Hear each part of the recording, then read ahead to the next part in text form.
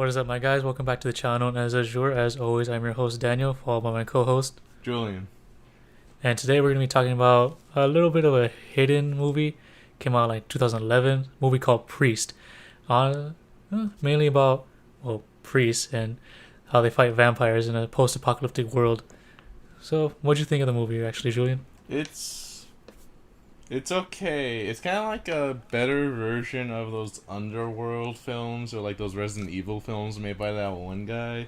Like they have a very similar action kind of feel to them. Mm-hmm. Like even the cinematography and just kind of like how it's paced out is very like, oh, it's like another Resident Evil kind of thing, but like, with a priest instead of a like this person that kills zombies, or Underworld when it's a vampire facing the werewolves. Yeah. And now that it's funny that you mentioned that, how it reminds you of that, because like those movies, this is actually an adaptation of a different source material. Also, this is actually based on a Korean manga of the same name, Priest, which is also made to be like somewhat a Western horror movie aspect type thing. Oh, it's So, yeah, based off of manhwa. manga, yeah, or Manhwa. manhwa, yeah, Yeah. yeah, manhwa. What they call it, manga there. As again, it's also called Priest, but unlike this one, that manga series is basically based on fallen angels and one priest that gets damned and has to go against the covenant, rather than priests fighting vampires. So that's kind of like a main departure from the source material that this takes place from. So I can see why some people didn't really care much for this movie, since it almost barely made its budget back with 70 million as a total return on a 60 million budget. Well then, So yeah. oh wait, we're gonna talk about that one later. But Hmm. well then it didn't make its budget because marketing also means that it probably cost like 120 million to. Oh, that's the thing too. Like when it came out, I saw some previews for it, but the marketing wasn't really that pushed forward onto it. Like it was more like someone's pet project that they wanted to do for a while. Yeah, I mean, Because I considering was it was a reading manhwa in the 2000s, I could see how that's the yeah, case. But 'ca- usually you're supposed to eyeball double the budget. mhm. That's usually the Yeah, general like opinion on it. But yeah, so exactly. it still barely made it back its money at best case scenario. Worst case Hmm. scenario, it like lost. It only made like half of it back. Yeah, probably. That really goes to show, like, yeah, back then, like, even like the mid 2000, like early 2010s, like adaptations weren't really that important until like the whole Marvel thing, I guess. Since 1 year later, Avengers would come out, and Or that'd be it was riskier. That is one thing. Because yeah. there was things like the Batman adaptation or the Crow, or things Hmm. like that. It's just that like it's not like nowadays we're in like adaptation hell where every single comic or manga could get one. Or as in, to put a more fine point to it, more of a other country adaptation, because the Crow and everything were more U.S. based, while this manhwa was a Korean based film, so it was more riskier since it was out of state and people didn't really, and the companies really didn't know if people would understand the cultural differences or something like that. The companies still don't, even with the Yeah. newer adaptations. I mean, they're getting What better. I'll give them that. what is it? Is part of it is also just the fact that, well, it's more comic book based, whereas I mean, it still is now, but back then it was really just the only thing that got fully adapted was either real life stories, or let's see, books. Like books were the big ones. That Oh yeah. Oh yeah, because like they could take a little bit more liberties with the book, because in comics you have pictures that show you what the character is actually supposed to look like, whereas books you give it more of a description, so everyone has a little bit of a different interpretation in their mind. And again, like that goes to show like how the adaptations can differ, because you can have smaller changes with the character from a book, because there's literally like a general idea of what the character looks like, as opposed to a comic book or manga or manhwa, where you see like a definitive version of what this character looks like. So in lies some like free roam in terms of creativity for the adaptation. Wouldn't you say? Wouldn't you agree? Oh yeah, I'll say that can be an interpretation of someone talking about adaptations and how it could be harder for, Mm-hmm. or another example would be for games. The reason why it's so hard to make a game film is that the interactivity is lost, so you had to adapt something to be different. As if you make it Mm-hmm. exactly the same, then there is a lack of interactivity within the audience's perception of a movie compared to a game, where it's the same thing where the comic already is visual, so you had to use things that are specifically cinematic to they can only be done in a movie to really make it a worthwhile adaptation. Because if not, then you say the comic already has visuals. Why do I need a movie off of it? Yeah, exactly. But yeah, all right, back to the movie either way. So unlike the comic, this one doesn't really follow 12 Fallen Angels.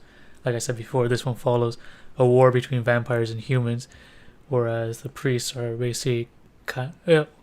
Well, the director basically said like the priests are kind of like the Jedi in the sense like they have these mystical powers or mystical abilities that allow them to fight vampires more on a hand-to-hand basis rather than using like machine guns and everything like that. So, well, this takes place after the war since most of the vampires are basically gone extinct and are put on reservations, which was kind of weird in general. Like, why put vampires on a reservation where they can still kind of do an uprising where might as well just kill them all? That kind of really bothered me in the movie. I'm like, why on a reservation? Because they did in reservation, and that means there wouldn't be any vampires to murder in the film. I mean, yeah, but that's the point. Why put them on a reservation if they're still at war with them in a sense? Anyways, it follows a priest who basically follows up on a lead of his brother and quote unquote his brother's wife, aka the priest's wife's murder and the kidnapping of their daughter. And so we find out that in a flashback, when the priests were going into a hive, a priest's friend, another priest called Black Hat, he was supposedly died, but not really because he turned into a half vampire, half human hybrid, which was kind of actually cool. You don't really see a lot of those in a sense, but because like the vampires in this movie are kind of different. They're more animalistic. Where you mainly used to seeing vampires as more humanoid with charisma and everything in order to lure people in with and like drink their blood and stuff. But no, this one they're more animalistic. They have no eyes or anything like that. They basically their only sensory things are audio and smell and maybe feeling because I don't know, they could feel vibrations in the air or anything like that. Well, they're more like a bat. They more go along like the bat-like nature of like being a bat creature, more so than, have a human characteristics. Which is why if you're half vampire, half human, that's how you have the traditional vampire, like how the Black Hat is more traditional, right? Because he's basically half bat, half man. But no, it's not Black Cat, it's Black Hat with an H. You said Black Cat. Yeah, it's hat. You said hat. You said cat with a C. So you just said cat. You said cat first, though. So anyways, what is it? It's Black Hat. So we're going based off of the order now, right? So after that, doesn't he get excommunicated from the... Well, he excommunicates himself, basically. Yeah. He excommunicates himself because the clergy won't let him pursue this case, even though he wants to, but they say, no, the war is over, so there's no vampires, so this case is automatically dismissed. But lo and behold, this is a movie and he goes off anyways, and so he faces off like towards the whole climax of the thing. Like we find out that Black Hat has a whole train of vampires leading to the city, which is basically like one of the last few places humans could live now because the whole world is kind of destroyed in a sense. Kind of gives me whole Tatooine vibes with the whole desert planet. That's what I saw. Well, I mean, I guess that kind of also draws back to... He already said his Star Wars inspiration, so that could be a possibility. Yeah, that's why like once I was reading up on the background, I was like, oh yeah, this does remind me of Tatooine in a sense, because you see like some in the opening scene, like some dude digging into the ground to test the moisture out, like how moisture farmers are on Tatooine. So I'm like, fuck it, yeah, this is Star Wars inspired too, which could also be why it was such like a creative gap between how the original source material is and how this movie ended up being. Yeah, this is a little food word for thought. So yeah, so there's a train of vampires heading towards a city, which is basically going to be destroyed unless the priest, joined by another female priest, I forgot her name though, because she doesn't really have that much of a character arc in this movie. So try to destroy it, along with Hicks, I think is the sheriff's name, because he teams up with the sheriff to a town where his daughter was kidnapped from. Pardon? Am I missing something, or is that basically how it goes? Well, Hicks is the one with the gun. That's really his character. He's the cool guy with the gun who's an underdog. Yeah, he's the sheriff. Yeah, that's his character. Any other part of his character doesn't matter. Okay. To get to that. Because I mean, the priest is the only one that really has anything. That's only really gets any development. Yeah. That literally only at the end when it's like, oh yeah, that's your daughter. Like he knows that, but it's like, oh, she didn't know. That's the only character study you can really give to a film like Yeah, this. yeah, in a sense, yeah, because like the only reason that she doesn't know that the priest is actually her dad is because she was barely born when the priest was taken by the clergy into their organization. So yeah, that's what happened there. Like the whole characterization is kind of like gone in this movie. It's mainly like one of those adaptations where you can just turn your brain off and see if you enjoy it or not. I never read the adaptation of Yeah. the Manhwa, so I could say that probably has a possibly more nuance to it. As this is not really like if you're comparing it to Star Wars, it's not kind of like with Luke, where there's like some more down to earth moments where you can really get to know the character, and this is always cranked up to 11. You're always at the most hyped part, the most like crazy moments where he's just throwing stuff and like jumping off of like rocks to stab something. There's no like let's calm down and It's more like talk. Okay, there's more of a peak. Then how do we go over that peak? How do we go over that? It's kind of like a sense of trying to over peak yourself in the movie. So That's how it is. Because the parts where they talk is just boring. It's nothing actually like interesting. It's more like it's more expositional stuff than it is actual development. Yeah, it's like they don't know how to give character to the exposition, so it's just exposition dumps. Yeah. Oh yeah, there are movies like that. This is why like critics really pan this one. It has like a 16% on Rotten Tomato, I think, and an average of 3.5 out of 10 on everything else. But at the very least, what is it? This is maybe more cohesive than the later Resident Evils, as there is a way to follow the story, whereas in the later ones, it's just kind of a hot mess for the Resident Evil films. Oh yeah, that's so true. I can't really say for sure because I haven't seen a Resident Evil. Or at the very least, they're not the guy who made like those Postal or like House of the Dead films. I forget the guy's name, but it's Rob Zombie. Is that no? It's don't insult Rob Zombie like that. I gotta. No. Hey, I'm not trying to insult Rob Zombie. I haven't seen any of his films, so I can't really say anything. I just heard The House of the Dead, and that really immediately brought me back to House of a Thousand Corpses. Oh yeah, okay, that's why. Because Rob Zombie's like he's not my favorite director, but he makes good stuff. This House of the Dead guy is like Uwe Boll. Like this is okay. This is better than a Uwe Boll film. That basically means absolutely nothing, but it's something. It's something. Yeah, I mean, Postal is okay, but all his other films are like just bad. Okay, yeah, fair enough. Yeah, I wasn't trying to insult Rob Zombie or anything like that. So yeah, that was just my bad. All right, so yeah. But I guess the whole train climax was pretty exciting. You got excited, if I remember right, seeing the whole thing. Yeah, well, the train climax is like... That's probably the only scene where I was kind of like... I probably agree with the critics where it's like, with the percentage, whereas like most of it's kind of meh. But like, the train was pretty well done. I mean, it's nothing compared to better train sequences or chase sequences like Mad Max, but that's kind of a hard buy to beat. But like, of course, yeah. I do like the fact that at the end where it's like the lady like jumps off and it blows up the train, even though it doesn't make sense that a car would be able to blow up a train like that. Well, it wasn't really a car; it was a motorcycle strapped with a whole bunch of explosives. True. Did they say how much explosives there were? There were like 5 full boxes of explosive, each about like 2 feet wide. Alright, I can see that. And then like the sheriff. I mean, honestly, the sheriff's the only one where I was like, over the whole film, he was the only character where I was like, I like this guy.